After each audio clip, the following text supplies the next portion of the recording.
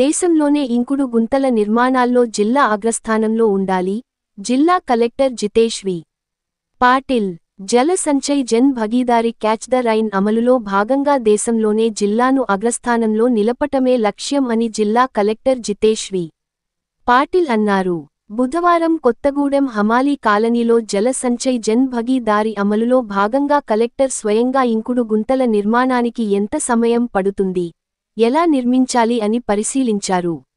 దీనిలో భాగంగా కలెక్టర్ స్వయంగా ఇంకుడు గుంతను త్రవ్వారు. స్థానికంగా ఉన్న యువకులతో మమేకమై వారితో కలిసి ఇంకుడు గుంటల నిర్మాణాన్ని కలెక్టర్ చేపట్టారు.